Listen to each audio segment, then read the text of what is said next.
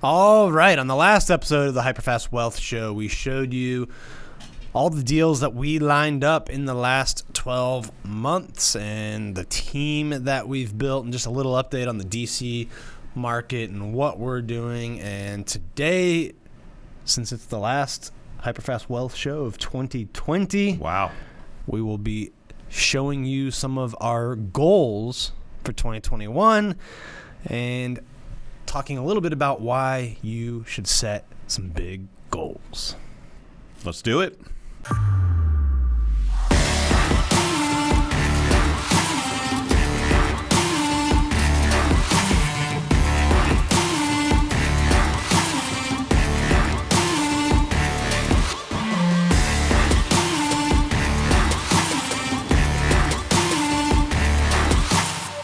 All right, Sunil. So on the last episode, we went over our deal pipeline, and I still got it up here on the board.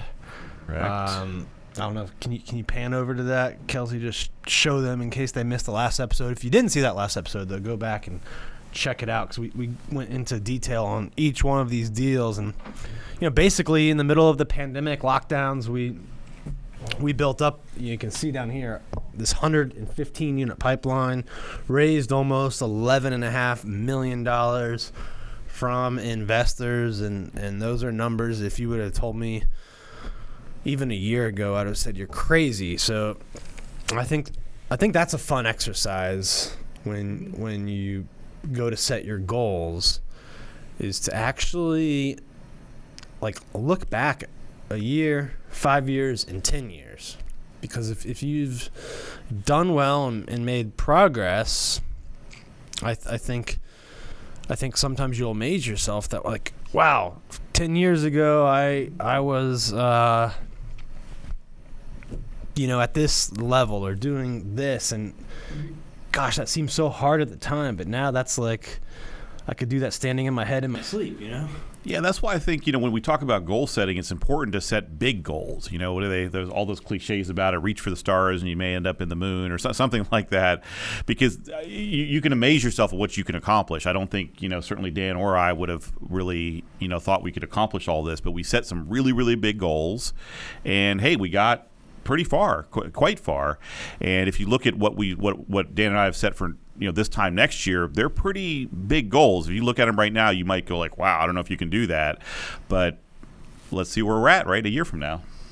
Yeah, so let's break down a little bit what our goals are for. I'm gonna pull up a new screen here if this works. Oh, the microphone's a little loosey-goosey on me. All right. What did I do, Kelsey? All right, so 2021 yes goals. So let's share some of our goals, your goals for next year, and then maybe talk a little bit about how people should approach goal setting.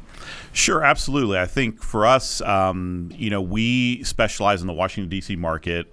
We specialize specifically in condo unit development, 10 to 50 units, let's say 6 to 50 unit development.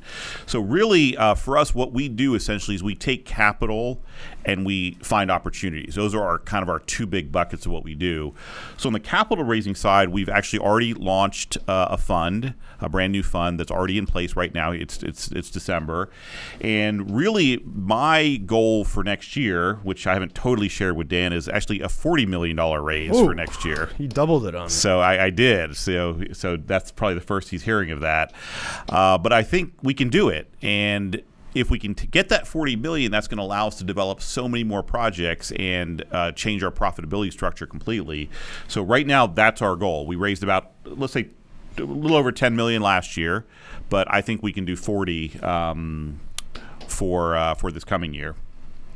Yeah, so that's a 4x from where we were, but we put the time and money into building out this different investment vehicle, which that's going to allow us to pour gasoline on what we've been doing. Exactly. Just like in construction, you start with a foundation. I feel like we've built the foundation this year. Now we can build this really cool structure on top of it. So you can call it building a cool structure, pouring gasoline on it, whatever. But now that we have this, we feel like I feel like we can definitely, do some great things. And last year, that 10, 11 million that got us about 100 units. So one would think we're going to 4x the unit count then? Is that your thinking? Exactly. So once we have 4x capital, then we can 4x what we do as far as development. So yeah, you can do it in terms of unit count, 400 units. You can do it in terms of active projects, however you want to do it. But I think we can 4x what we do as far as development and delivery for 2022. So that's a lot of units. Jesus. What else? I think Dan's having a mild stroke over here. You need a little bit of fear. If your goals don't make you a little bit uncomfortable, at least the first moment when you think of that, you might be thinking too small. That's exactly. Nugget, 100% on that one. But again, if you look at it, a large developer in DC would look at 400 units and laugh. That would be like one project for them. So it's all like kind of how you're looking at it. But yeah, I really feel that if we've built these teams, we've built this foundation this year. Of course, we're still building it always, but we've really got a lot of great pieces in place.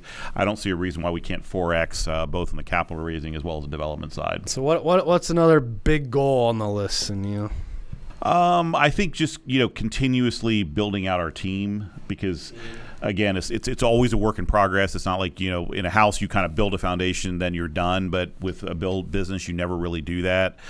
I think now there's me, you, Krista, Sid. We've got Amy and her team as far as sales side. We've got potentially a marketing person coming on board.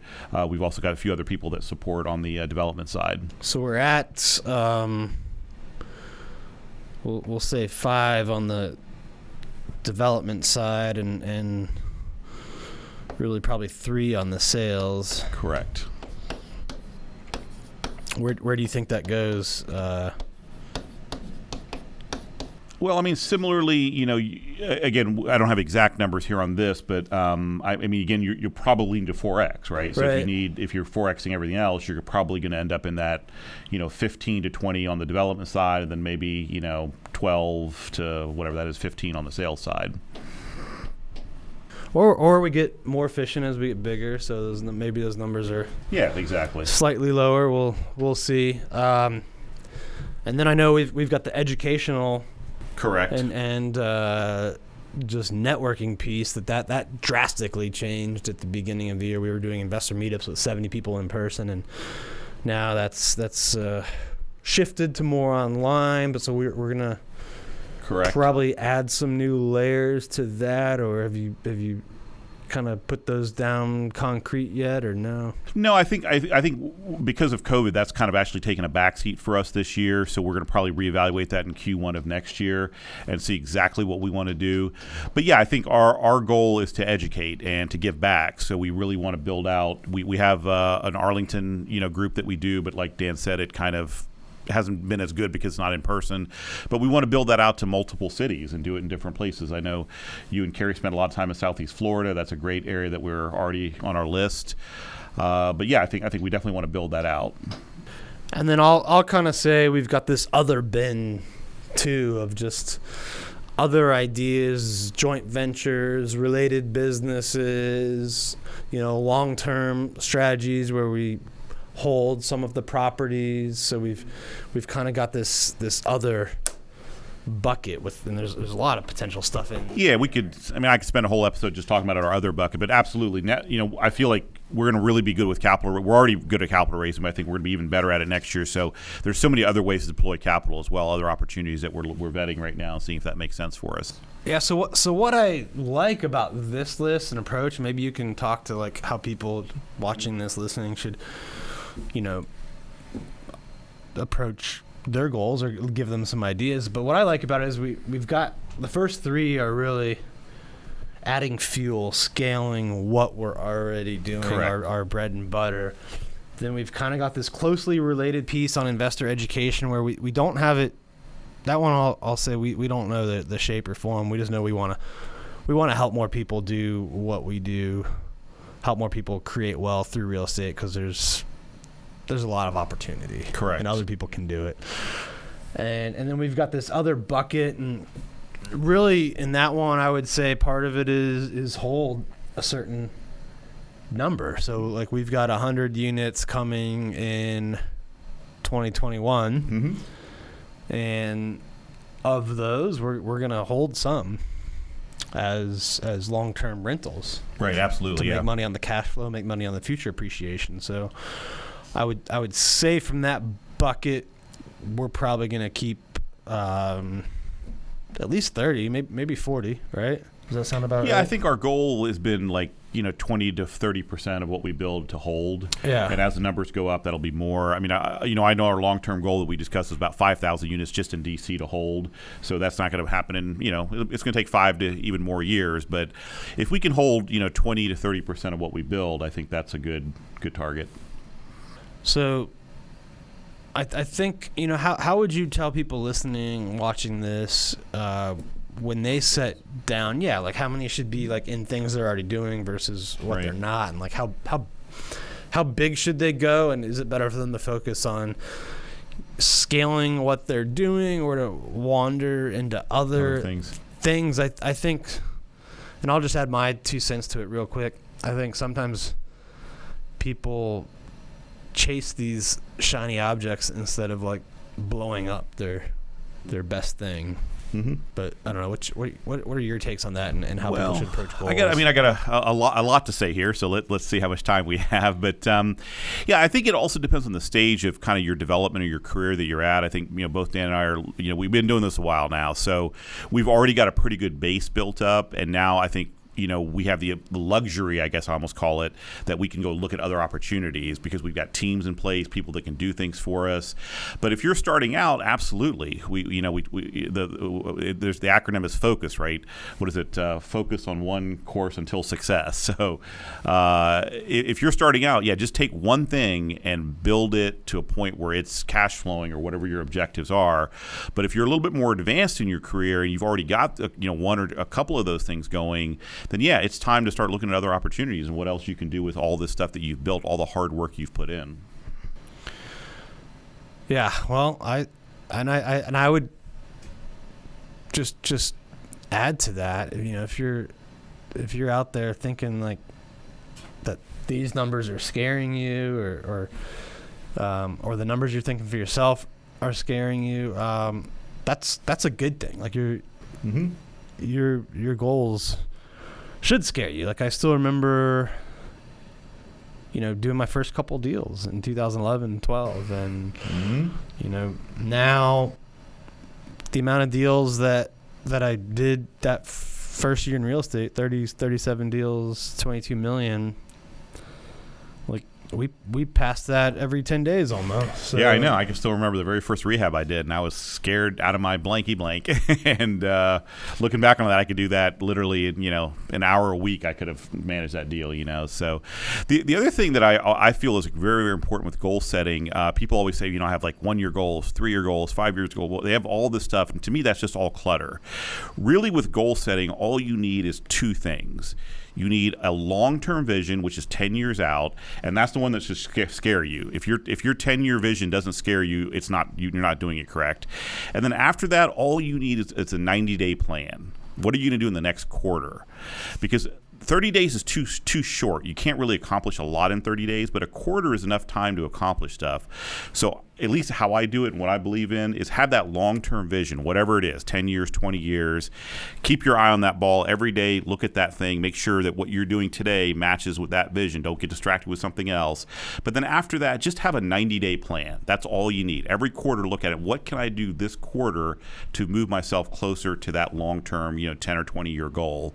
And I think that's all you need in goal setting. Keep it simple.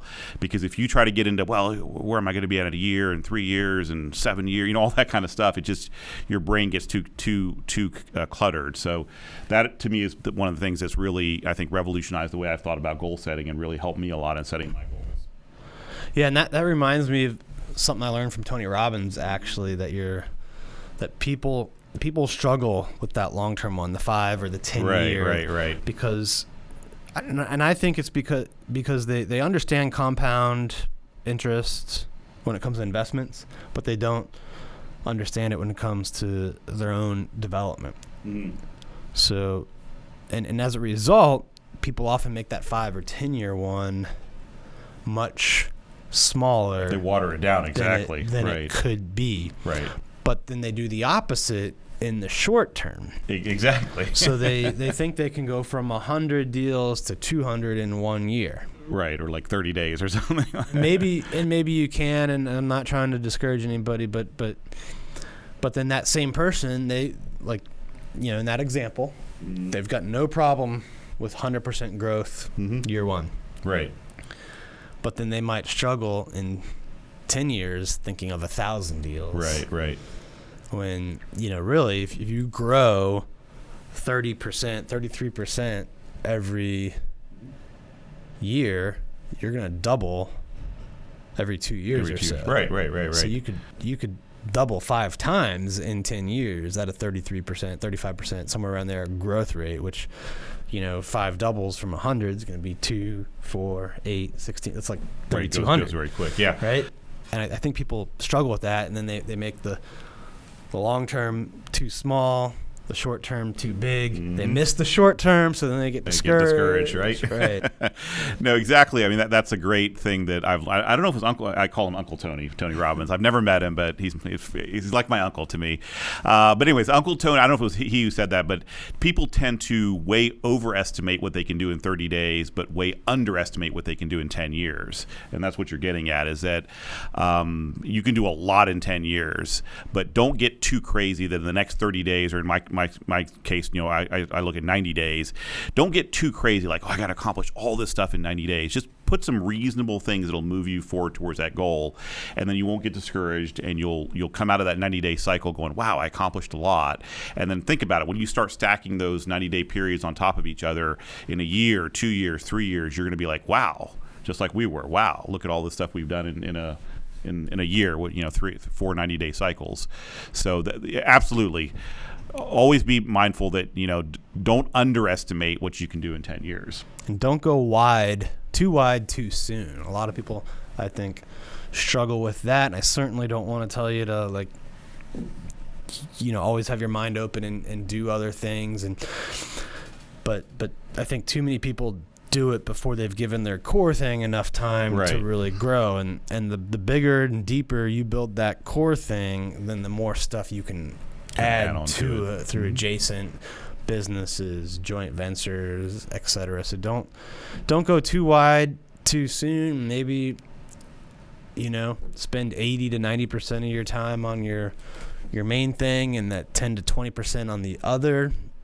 You know, there's some people that could probably argue and prove that even that 10 to 20% is not a good use of your time, but if you're like a true entrepreneur and you need that to scratch that itch, you know, honor that, give it some time, but right, don't lose sight of your main thing, right? Focus. Yep. Yeah. So, well, I'm excited about our 2021. I hope you are excited about yours, and you know, we got not too much time before 2021 is here. So if you haven't sat down and taken some time to map out what you want to accomplish this year and in the next decade, I hope this inspires you to do that. And we'll see you in 2021. See you then.